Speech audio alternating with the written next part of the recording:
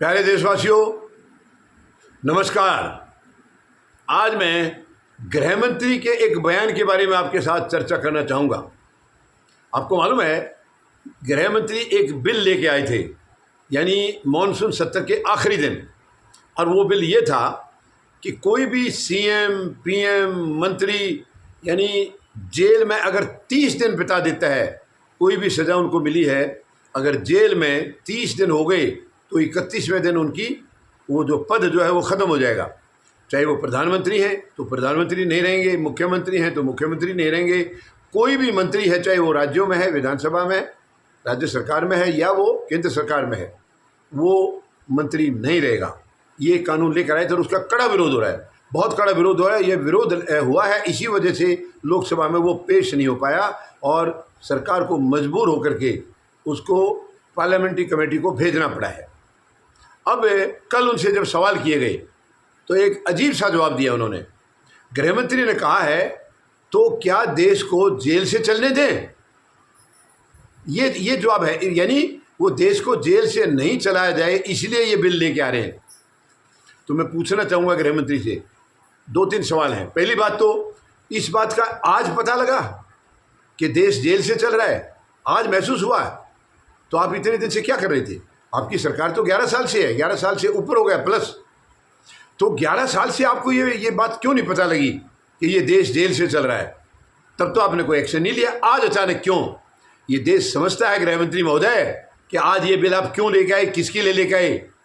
ये जो आप आरोप लगा रहे हैं कि आज जेल से चलने दें, आप खुद अपने अंदर झांकिए, आपके अंदर गलत नीति है, गलत नीयत है, इसलिए लाए हैं क्योंकि आप गलत सत्ता को चलाना चाहते हैं और वो डर से चलाना चाह रहे हैं, भय से चलाना चाह रहे हैं। ये बिल आप लाए हैं चंद्रबाबू नायडू और नीतीश के लिए, क्योंकि आपको मालूम हो गया है कि वो आपके खिलाफ जा सकते हैं बहुत जल्दी उपराष्ट्रपति चुनाव में भी, और वैसे भी शायद सरकार को गिरा सकते हैं। आपको भय हो गया, इसलिए आपने उनको भयभीत करने के लिए ये बिल लाए हैं। आप क्या शिक्षा दे रहे हैं? आप देश को बता रहे हैं क्या देश को जेल से चलने दें? कितना गैर जिम्मेदार बयान है गृह मंत्री का। आप हर चीज को अपने हित में लेते हैं, अपने हक में लेते हैं। देश बाहर में जाए, आपके लिए देश प्रायोरिटी नहीं है।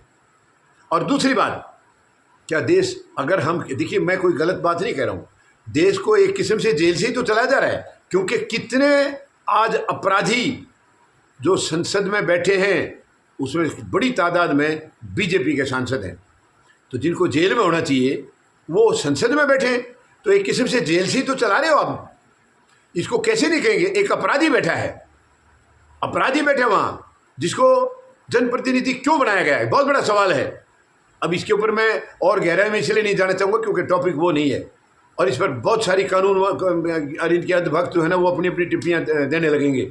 ये तो नियम है, ये तो कानून है, ये तो चुनाव आयोग ये कर रहा है, वो कर रहा है, बहुत सारे आएंगे। लेकिन ये शर्मनाक तो है ही है।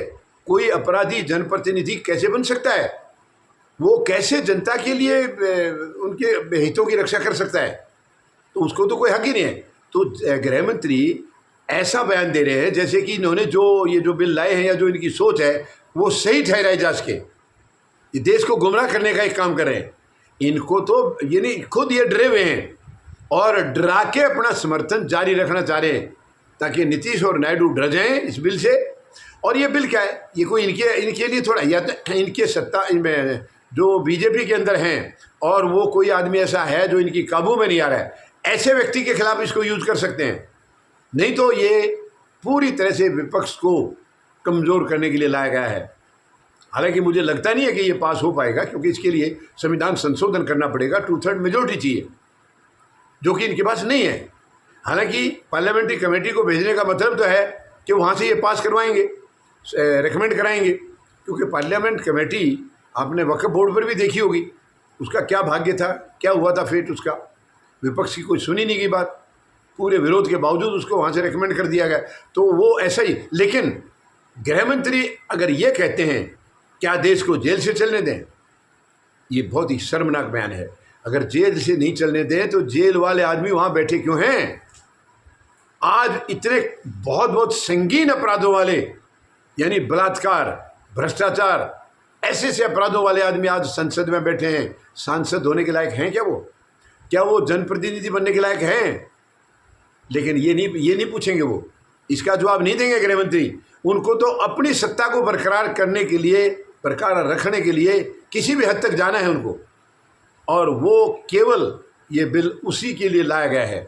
सत्ता आगे इनकी डामाडोल ना हो, बनी रहे। हालांकि ये कब तक बनी रहेगी? बकरे की माँ कब तक खैर बनाएगी? 5 साल का टाइम है, कैसे निकालेंगे आप? अभी 1 साल में आप कितने डामाडोल हो रहे हैं, कितने झटके आपको लग रहे हैं, आप देख रहे हैं ये। तो गृह मंत्री महोदय, साजिश आप कितनी भी रच लीजिए, सरकार आपकी आगे नहीं चलेगी।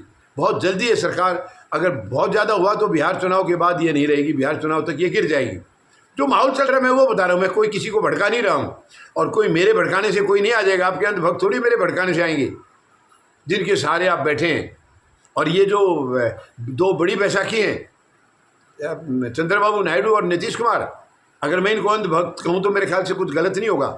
इनको देश नज़र नहीं आ रहा है, देश के हालात नज़र नहीं आ रहे, और एक गलत सत्ता का ये समर्थन कर रहे हैं।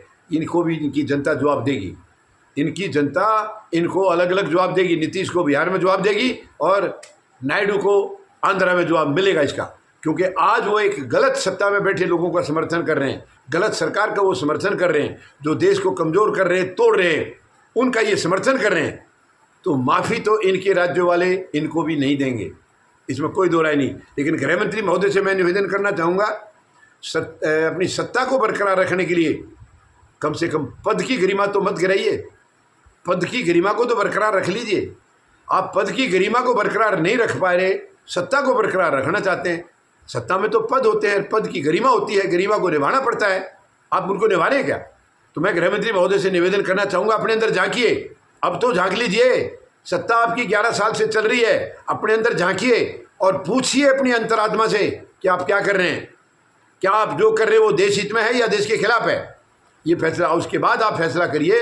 आपने जो कहा कि देश को क्या जेल से चलाने दें, ये बहुत ही शर्मनाक बयान है। और मैं कहूँगा आप अपनी आत्मा से पूछिए वो क्या कह रही है, और उसके बाद तब निर्णय लीजिए। धन्यवाद।